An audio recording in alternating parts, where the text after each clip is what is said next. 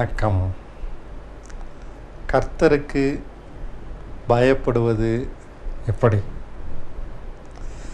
கர்த்தருக்கு பயப்பட வேண்டும் என்று எல்லோருக்கும் தெரியும். அது ஞானத்தின் ஆரம்பம் என்றும் எல்லோருக்கும் தெரியும். ஆனால் கர்த்தருக்கு பயப்படுவது எப்படி என்பதுதான் தெரியவில்லை. ஏதோ காலைதோறும் வேதம் வாசிப்பதும், ஜெபிப்பதும், ஊழிய பாரம் கொள்வதும், காணிக்கை கொடுப்பதும், இப்படி பலவித மத சம்பிரதாயங்களை கை கொள்வதுதான், சபைக்கு சபை இருக்கிற வித்தியாசமான பழக்க வழக்கங்களை கை கொள்வதுதான் வழி வழியாக கடைபிடித்து வருகிற போதனைகளை, நடைமுறைகளை கை கொள்வதுதான் கர்த்தருக்கு பயப்படுவது என்று எண்ணிக்கொண்டு இருக்கிறோம். நாம் கர்த்தருக்கு உண்மையாகவே பயந்திருப்போமானால் நம்மிடம் ஞானம் இருக்க வேண்டும். நம்மிடம் ஞானம் உதயமாகி இருக்க வேண்டும். ஞானம் என்றால் என்ன? ஞானம் என்றால் உண்மை.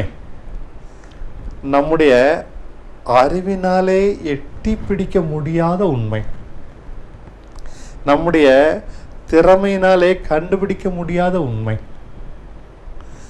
தேவனுக்கு பயப்படுகிற மனுஷனுக்கு அந்த சத்தியத்தை கண்டுபிடிக்க முடியும்.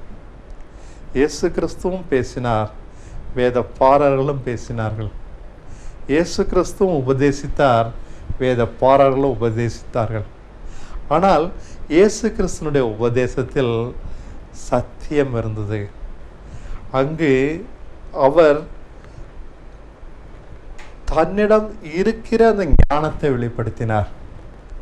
தான் கற்றுக்கொண்ட, பிதாவுக்கு அடங்கி வாழ்ந்ததினாலே அவர் கற்றுக்கொண்ட அந்த ஞானத்தை அவர் பேசினார். அவர் பேசினது அத்தனையும் ஞானம்தான்.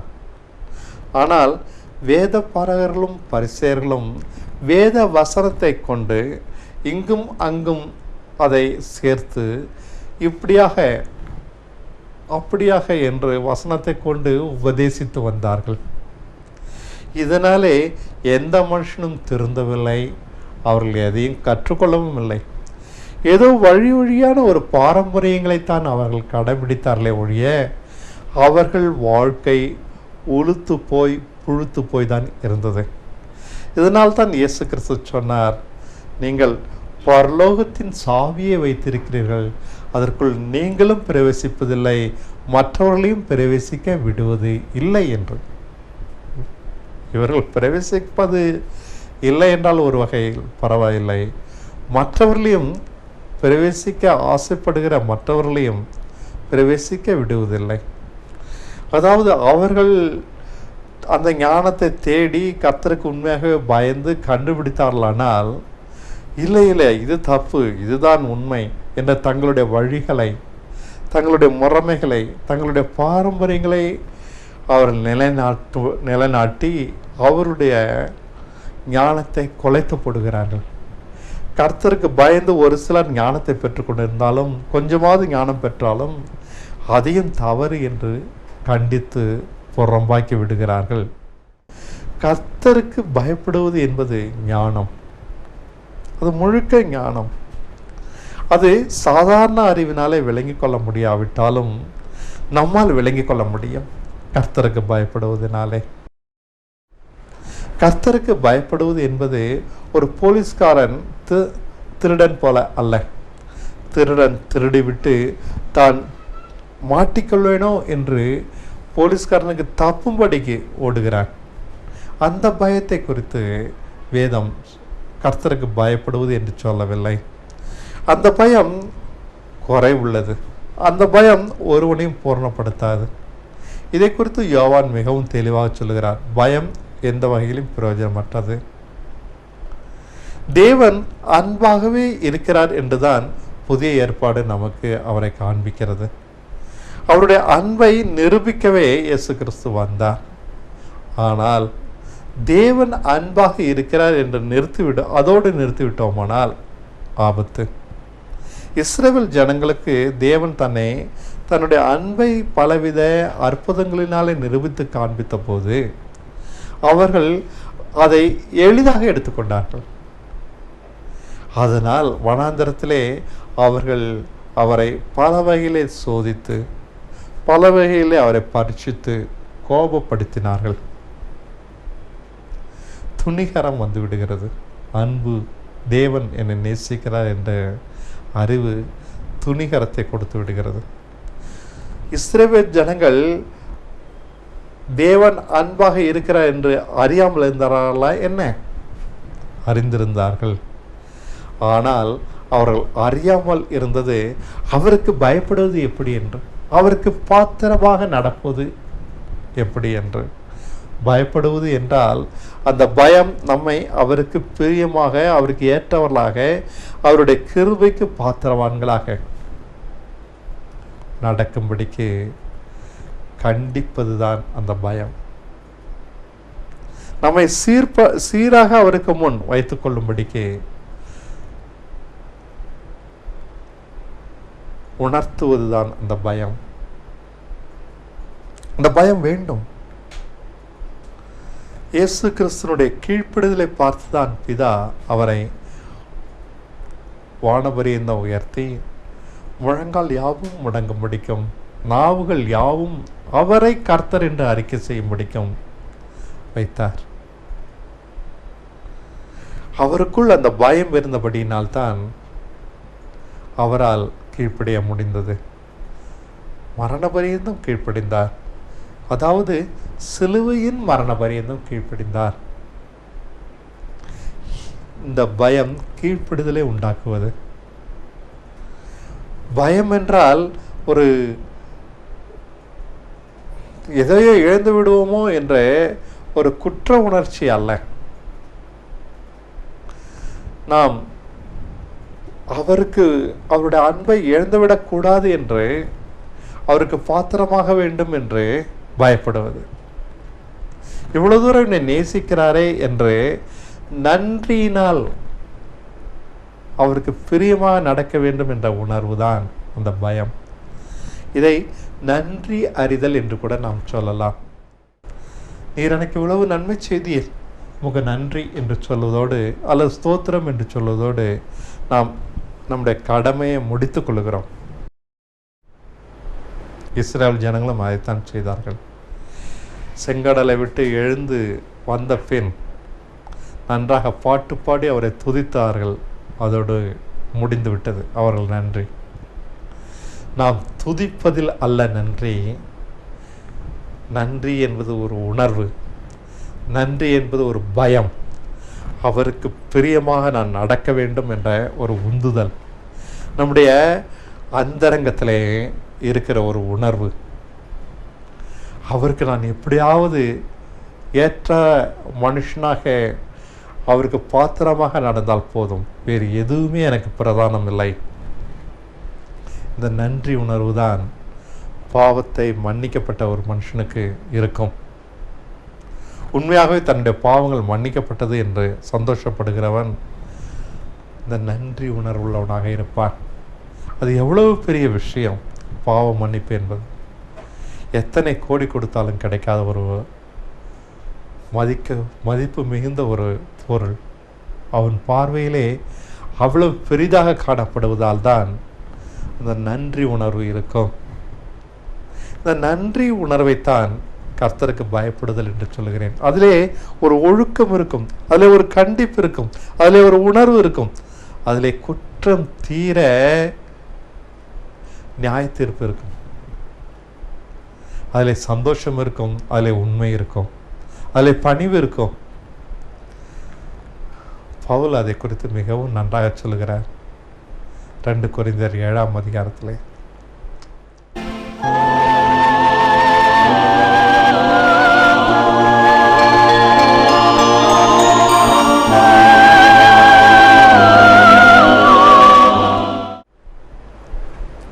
இந்த பயம் அந்தரங்கமானது, கடமை உணர்ச்சி அல்ல. இது நம்மை கட்டுப்படுத்துகிற ஒரு சக்தி. இதுதான் கர்த்தருக்கு பயப்படுவது. அது ஞானத்தின் ஆரம்பம் என்று சொன்னார் சாலமோன். கர்த்தருக்கு பயப்படுவது என்றால் என்ன என்று விளக்கினேன். அது நம்மிடம் இருக்குமானால் நாம் பெற்றுக்கொள்கிற ஞானம் எப்படிப்பட்டது என்று இப்பொழுது விளக்குகிறேன். அது ஒவ்வொரு படிக்கட்டாக இருக்கிறது. கொஞ்சம் கொஞ்சமாக நம்முடைய வாழ்க்கையின் தரம் உயர்ந்து கொண்டே போகிறது. முதலாவது கர்த்தருக்கு பயப்படுவதை நாம் கற்றுக்கொள்ள வேண்டும். அதை நாம் இழந்துவிடக்கூடாது. அவருக்கு பாத்திரமாவது மட்டும்தான் நம்முடைய வாழ்க்கையின் முக்கியமான நோக்கமாக இருக்க வேண்டும். ஏனெனில் நாம் பாவ மன்னிக்கப்பட்டவர்கள். அது விலையேறப்பெற்ற ஒன்று. அதை குறித்து சபைகள் எளிதாக்கிவிட்டன, சாதாரணமான ஒரு பொருளாக்கிவிட்டன. அது மதிப்பற்றது, அதனால் அதுக்கு மதிப்பே இல்லாத ஒன்றாக்கிவிட்டன.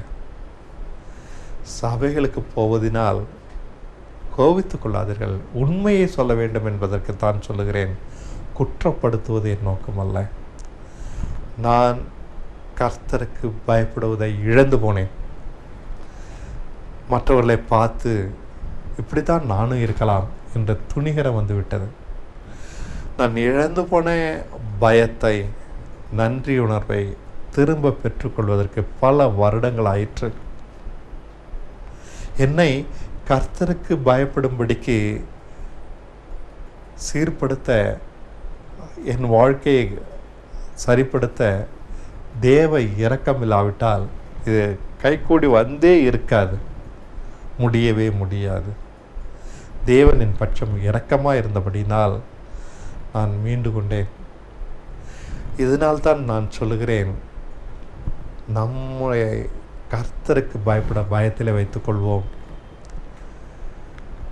நாம் பயப்படுவதை பார்த்து மற்றவர்களும் பயப்படுவார்கள். சபைக்கு போக வேண்டாம் என்று சொல்லவில்லை. நாம் போகிற சபையிலே கர்த்தருக்கு பயப்படும் பயத்தை நாம் சொல்லித் தருவோம். நாம் பேசாவிட்டாலும் பரவாயில்லை, நம்ம மற்றவர்கள் மதிக்காவிட்டாலும் பரவாயில்லை, நம்ம ஏற்றுக்கொள்ளாவிட்டாலும் பரவாயில்லை. கேட்போரிடம், கவனிப்போரிடம் கர்த்தருக்கு பயப்படும் பயத்தை சொல்லித் தருவோம். கர்த்தருக்கு பயப்படுவதனாலே ஞானம் வளர்ச்சி அடையும் என்று சொன்னேன். நான் முதலாவது கற்றுக்கொண்ட ஞானம் வேறு யாரையும் நம்பாமல் இருப்பது, தேவனை மட்டுமே நம்புவது. பணத்தையோ அதிகாரத்தையோ மனுஷர்களையோ உறவினர்களையோ யாரையும் நான் சார்ந்து கொள்ளாமல் எல்லாவற்றுக்காகவும் தேவனை மட்டுமே சார்ந்து கொள்ள பழகினேன். என்னை அதை பழக்கிவிட்டது. நான் மற்றவர்களை நம்பினால் எனக்கு அடி விழுந்தது. என் காலை அவர் இழுத்து விட்டார், கீழே விழுந்தேன். அவரை கோபப்படுத்த வேண்டுமானால் மற்றவர்களை நம்புங்கள். பணத்தை நம்புவது, தன் திறமைகளை நம்புவது, தன் புத்தியை நம்புவது எல்லாமே தேவனை கோபப்படுத்தும். தேவனை கோபப்படுத்தாமல் நடப்பதுதான் கர்த்தருக்கு பயமாக நான் பார்த்தேன். எந்தெந்த வகையெல்லாம் நான் அவரை கோபப்படுத்துகிறேன் என்று கண்டுபிடித்தேன். முதலாவது அவரை மட்டும், எந்த சூழ்நிலையிலும் எல்லா காரணத்துக்காகவும் அவரை மட்டுமே நம்புவது. கீழ்ப்படிவதிலும் நான் இப்போது பேசவில்லை. முதலாவது படி எல்லாவற்றுக்காகவும் அவரை நம்புவது, எல்லாவற்றுக்காகவும் அவரை மட்டுமே சார்ந்திருப்பது. என்னுடைய பணத்தை அல்ல, என்னுடைய அதிகாரத்தை அல்ல, என்னுடைய அறிவை அல்ல, என்னுடைய அனுபவத்தை அல்ல, என்னுடைய வேத அறிவையும் அல்ல, எதையுமே நம்பாமல் நிர்வாணியாக அது என்னை ஆக்கிற்று. மனுஷர்களிலிருந்து என்னை விலக்கிற்று. நான் விலகி கொண்டே இருந்தேன் சமுதாயத்தை விட்டு. தேவனை மட்டும் நம்பினேன். தேவன் எனக்கு பெரியவராகவே இருந்தார், என்னை கைவிடவில்லை. அவராலே எல்லாவற்றையும் நான் சாதிக்க முடிந்தது. எந்த சூழ்நிலையும் மேற்கொள்ள முடிந்தது. மேற்கொள்ள முடியாதது என்று ஒன்றுமே இல்லை. அவரை மட்டும் நம்ப ஆரம்பித்தேன். எல்லாவற்றையும் மேற்கொள்ள முடிந்தது. தோல்வியே அங்கே இல்லை. முதலாவது அவரை மட்டும் நம்ப பழகினேன். இரண்டாவது அவரை தள்ளி அவர் வசனத்தை விசுவாசிப்பது. என்னை தள்ளி என் வார்த்தையை ஏற்றுக்கொள்வது என்று ஒன்று இருக்கிறது என்று இயேசு கிறிஸ்து சொன்னார். அது உண்மை. அவரை தள்ளி அவர் வார்த்தையை, அவர் சொன்ன வார்த்தைகளை கண்டுபிடித்து தேடி பிடித்து அதை விசுவாசிக்க ஆரம்பித்தேன். அவர் என்னெல்லாம் நான் விசுவாசிக்க முடிய எனக்காக வைத்திருக்கிறார் என்று தேடி பிடித்து விசுவாசிக்க ஆரம்பித்தேன். அவரை காத்து கொள்ள ஆரம்பித்தேன். அவளை சொந்தம் கொண்டாட ஆரம்பித்தேன். அவள் மேலே உரிமை கொண்டாட ஆரம்பித்தேன். அவளை எனக்கு சொந்தமாக்கி கொண்டேன். நான் தரித்திரனாக இருக்கக்கூடாது, அவரை போல பரிசுத்தவான். நான் ஞானம் குறைவுள்ளவனாக இருக்கக்கூடாது, அவரை போல ஞானம் உள்ளவன்.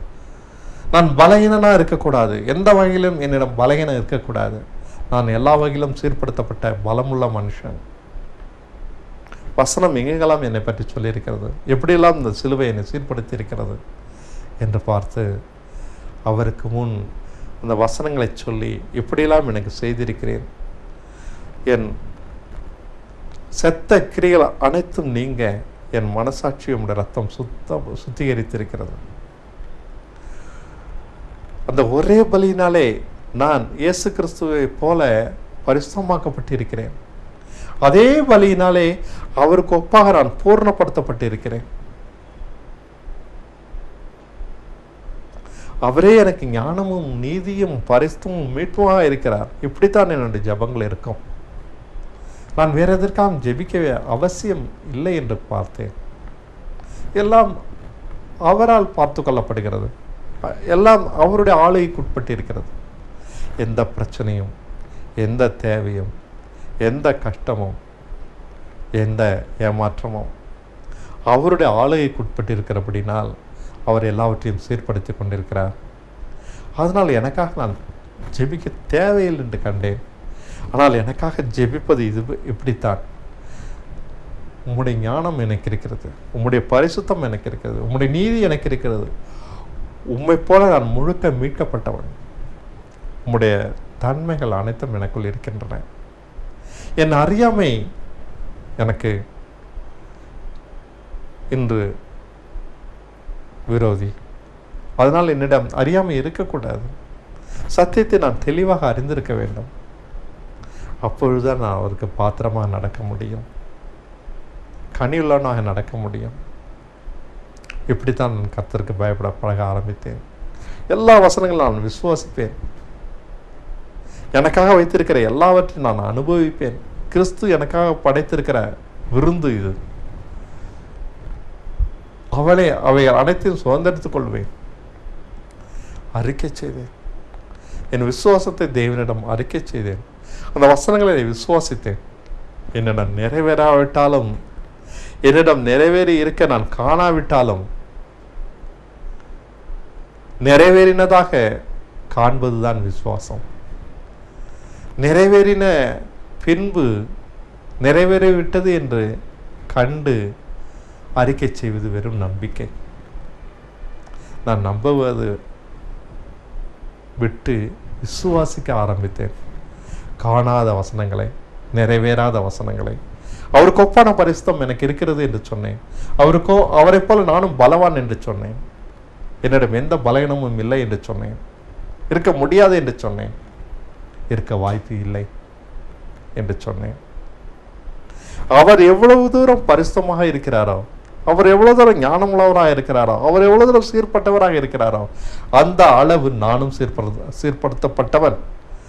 அந்த அளவு நானும் பரிசுத்தமானவன். அந்த அளவு நானும் மீட்கப்பட்டவன். அந்த அளவு நானும் ஞானம் உள்ளவன். காணாததை அறிக்கை செய்கிறேன். நான் எதற்காக வெட்கப்படவில்லை. இவைகள் என்னுடைய சுதந்திரம். இது எனக்கு இயேசு கிறிஸ்து கொடுத்த விருந்து.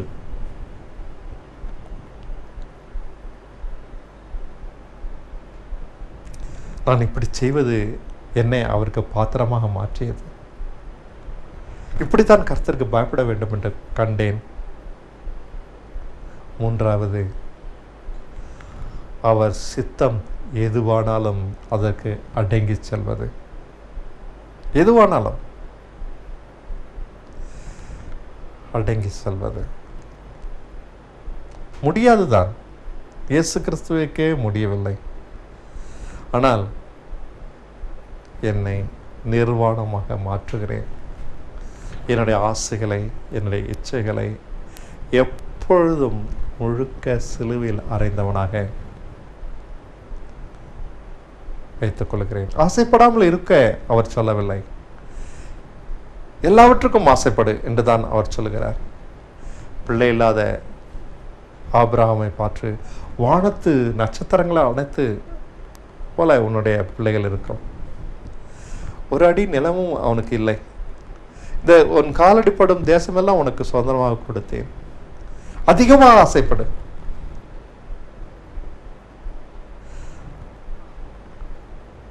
இந்த தேவன் அப்படித்தான் எனக்கு சொல்லிக் கொடுத்தார்.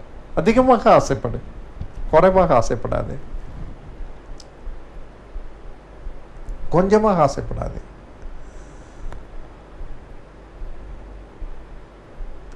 ஆனால் என் ஆசைகளை அவருக்கு நான் சமர்ப்பிக்கிறேன், அடிமைப்படுத்துகிறேன். நான் ஆசைப்படுகிறவரை அவரிடம் கேட்பதில்லை. நான் அதிகமாக ஆசைப்படுகிறேன், அவைகளை அவருக்கு கீழ்ப்படுத்துகிறேன். உம்முடைய சித்தம் மட்டுமே எனக்கு வேண்டும் என்று நன்றாக மன நிறைவாக ஆசைப்பட்டு அத்தனை ஆசைகளையும் அவருக்கு கீழ்ப்படுத்துகிறேன். என்னால் எவ்வளவு தூரம் ஆசைப்பட முடியுமோ அவ்வளவு தூரம் ஆசைப்பட்டு அத்தனை ஆசைகளையும் உமக்கு சித்தம் இல்லாவிட்டால் எனக்கு வேண்டாம் என்று சொல்லுகிறேன். இது அவருக்கு பிடித்திருக்கிறது. என் ஆசைகளை நான் தேடுவேனானால் அவரை கோபப்படுத்துகிறது. இல்லை ஆண்டவரே, எவ்வளவு ஆசைப்பட முடியுமோ அவ்வளவும் ஆசைப்படுகிறேன். ஆனால் என் ஆசைகளின்படி நீ செய்ய வேண்டாம், உங்களுடைய சித்தத்தின்படி செய்யும். நன்றாக ஆசைப்படுது என்று தானே அவரும் சொல்லுகிறார். ஆனால் சிலுவையும் எனக்கு தந்திருக்கிறார். நன்றாக ஆசைப்படுகிறேன், சிலுவையிலே அதை சமர்ப்பிக்கிறேன். அப்பொழுது அவருடைய சித்தத்தின் பரிபூரணம் நன்றாகவே இருக்கிறது. ஆபிரகாமுக்கு எப்படி சொன்னாரோ அப்படித்தான் எனக்கும் சொல்லுகிறார். அவர் ஆசீர்வதிக்கிற தேவன், என்னை வெறுமனே வைத்திருக்கிற தேவன் அல்ல, என்னை சிறுமையிலே வைத்திருக்கிற தேவன் அல்ல. நன்றாக ஆசைப்படு என்று சொன்னவர் நன்றாக வாழவும் வைக்கிறார், உயர்த்தி சிறப்பாக வாழவும் வைக்கிறார்.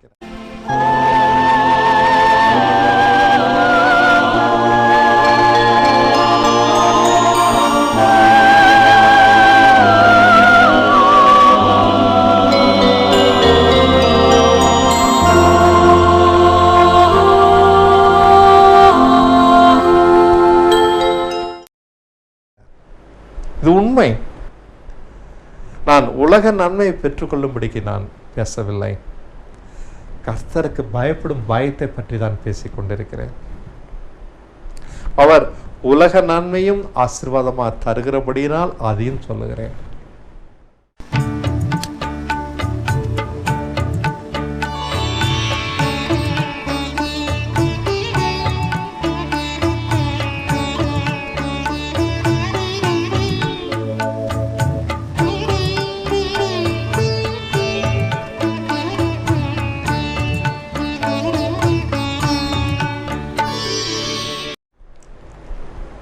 ஆனால் அதுதான் குறிக்கோள் அல்ல. உலக நன்மை அவர் தருவார் என்று சொல்லுகிறபடினால் நான் அவரிடம் வருகிறேன், அவருக்கு பயப்பட விரும்புகிறேன். அவரிடம் வந்து அவர் வைத்திருக்கிற விருந்து அனைத்தையும் நன்றாக உண்டு புசித்து திருப்தியாகி, நானும் திருப்தியாகி அவரையும் திருப்திப்படுத்தி சந்தோஷப்படுத்தி அவர் தருகிற ஆசீர்வாதங்கள், ஆவிக்குரிய ஆசீர்வாதங்களும் சரி, உலக ஆசீர்வாதம் சரி, பெற்றுக்கொள்கிறேன். இதுதான் கர்த்தருக்கு பயப்படுவது. கீழ்ப்படிதல். என் ஆசைகளை சிலுவையில் அறைவதுதான் கீழ்ப்படிதல். ஆசையே இல்லாவிட்டால் எப்படி சிலுவையில் அறைய முடியும்? எதிர்பார்ப்பே இல்லாவிட்டால் எப்படி நான் சிலுவையில் எதை கொண்டு அறைய முடியும்? என்னுடைய எதிர்பார்ப்புகள், என்னுடைய பொறுப்புகள் அனைத்தையும் சிலுவையில் அறைந்திருக்கிறபடினால், என்னுடைய சகல ஆசைகளையும் சிலுவையில் அறைந்து விடுகிறபடினால், அவர் என்னை எப்படி நடத்தினாலும் கீழ்ப்படிய முடிகிறது. இதுதான் கர்த்தருக்கு பயப்படுவது. இதுதான் கர்த்தருக்கு பயப்படுகிற ஞானம்.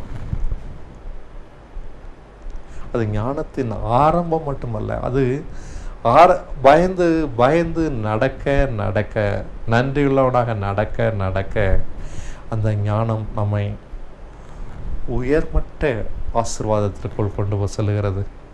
ஆபிரகாம், ஈசாக்கு, யாக்கோபு பெற்ற ஆசீர்வாதத்திற்குள் கொண்டு செல்கிறது. குறைவான வாழ்க்கை அல்ல, அங்கே நிறைவான வாழ்க்கை தான் இருக்கிறது. எதிலுமே குறைவு இல்லை, எல்லாவற்றிலுமே நிறைவு தான்.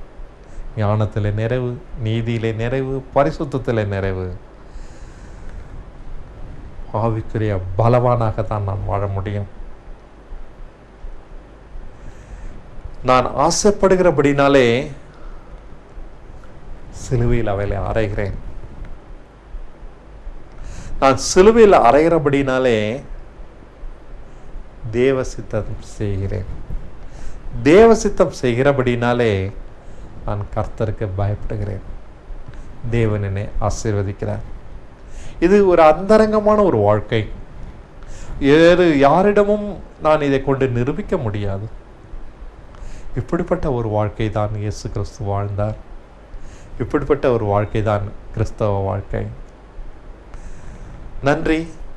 மற்றொரு தருணம் கிடைக்கும்போது சந்திப்போம். வணக்கம்.